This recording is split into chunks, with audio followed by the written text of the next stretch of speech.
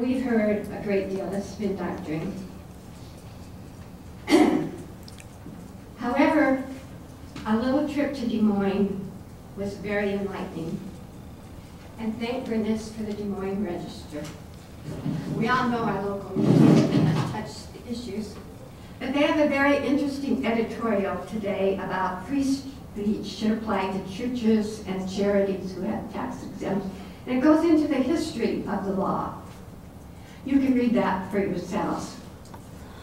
I went to the Campaign Ethics and Disclosure Committee in Des Moines, and I was pretty sure what I would find, but indeed, it was all backed up with facts. The administrative assistant was very kind to give me the records from the candidates' campaigns. Let's start with Mr. Lee. Ms. Gerk, what does this have to do with the zoning? This has everything to do, because Mr. Fitzpatrick gave $250 to each of the candidates. Now, a corporation apparently cannot. Mr. Brookmeyer took one from Mason City Chiropractic and had to return it.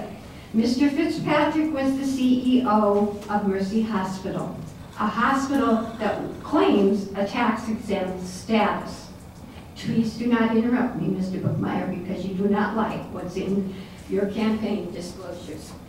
Each of these candidates, unfortunately, and we don't have Mr. Hickey's and Mr. Solberg's because they went back farther, and it's possible that maybe they didn't raise enough money that they had to do all of the extensive filing.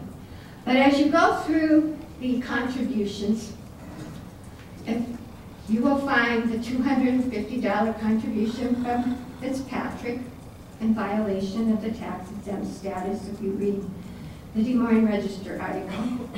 You will find other prominent people, doctors, the Detmers, who with Mr. Brookmeyer, and he is a doctor, who gave him $500. We all know what's been behind this 6-0 vote, which I amply predicted to the people in Forest Park. It's money. It's the campaign contributions. Recently, Justice Wiggins was in town on Sunday, and if you read the Globe, you will notice that he says he's not raising a campaign. Ms. Gerk, your time has expired. And by the way, the Demers are involved with Mason City Clinic. You can sit down now. Anybody else? Don't have to be rude.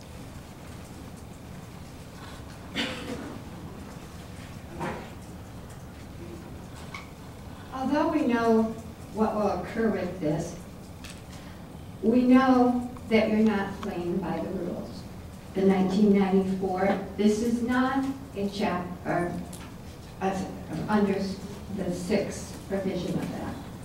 This is not a redevelopment project. This is a convenience for Mercy and an attempt to save money. We can spin it all we want, but that's a public street and it has value to the public. And there's no write-down for this. Mercy does not want to pay for the street, plain and simple. Before the mayor so rudely interrupted me, the editorial in the Des Moines Register speaks about how our pastors need to abide by the law for their tax-exempt status. By what they say in here, because they give a comprehensive of how it started under Lyndon Johnson, it indicates that if you have a tax-exempt status. Ms. Gerk, could you please stick to the... I am. The fact that you don't like what's in your campaign contributions, they're facts. Ms. Gerk, I don't think that The fact is that Mr. Fitzpatrick is not supposed to engage in any type of political activity, in any type of campaign. And he did. In the case of Mr. Lee, he was the first contributor. And if you add up Dr. Malky and Dan Waters, who lives in Clear Lake, along with Mr. Lee's mother, brother, and father-in-law, it accounts for over half of his campaign. In the case of Mr. Tornquist, He had money left over, but he got the 250 along with other people. Actually, at one point in time, Jim was my campaign chair for one of my races.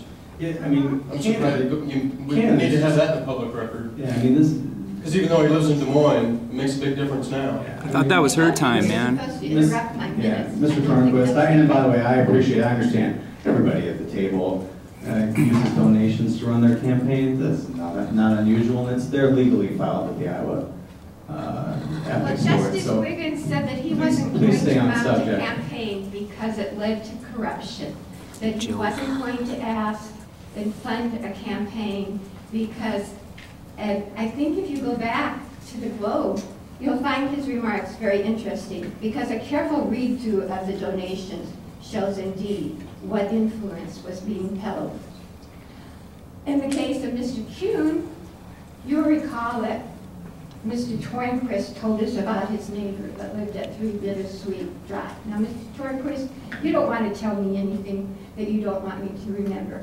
So you remember when the Metalcraft issue came up, Mr. Tornquist told us he didn't have a conflict of interest. But Mr. Kuhn was all for it because he got a $100 donation from that neighbor at 3 Bittersweet Drive, who is one of the Ms. Gerk, this is not relevant to the issue. And I'm letting you kind of continue and dribble along here, but it's just not relevant. It's all public record. It is. We do not convey a street when they don't have the funding. Their tax-exempt status, according to this article in the Des Moines Register, could very much be at stake.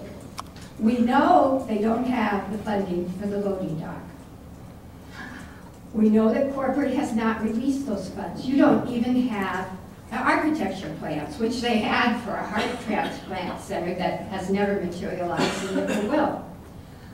They have another source of funding, and that would be private donations.